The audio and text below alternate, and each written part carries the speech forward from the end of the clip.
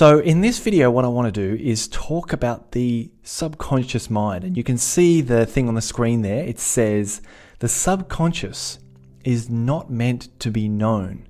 It just creates what you believe. So I get this curious question from a lot of people. And it is that, what is the subconscious for? Why don't we know what it is all about? And the answer is no one really knows what is in their subconscious mind.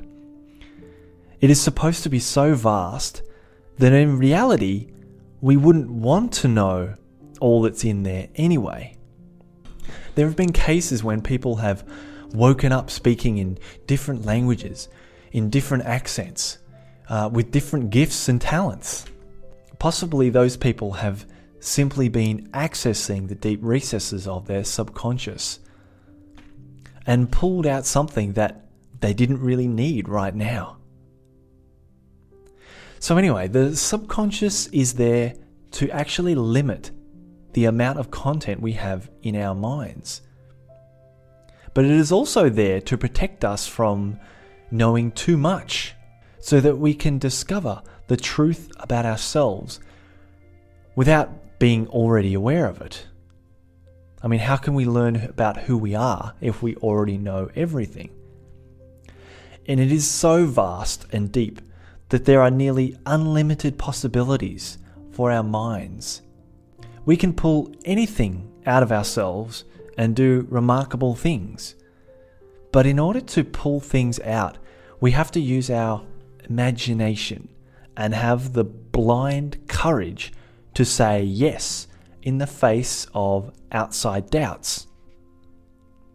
Because in our everyday conscious minds, which is the working mind, the mind that does simple tasks and that we feel like we are in, we seem and feel pretty average. We all feel clueless and innocent and afraid of our own limitations. And we have an ego. And we do all this consciously. Our aware mind is not really able to perceive what we are capable of. So I like to think about the idea of, what if I just assume that I have the resources and the ability to do it, whatever that is? If the subconscious is truly so deep and so vast, then what is stopping me pulling greatness out of me? Is it better to be realistic, or is it better to be exceedingly confident? Or is being realistic just our limited mind's way of seeing the world, knowing that it cannot see? Because the reality is that the everyday conscious mind has no clue whatsoever. The everyday conscious mind has absolutely no idea what our entire subconscious, deeper mind is capable of. So we are mostly in the dark.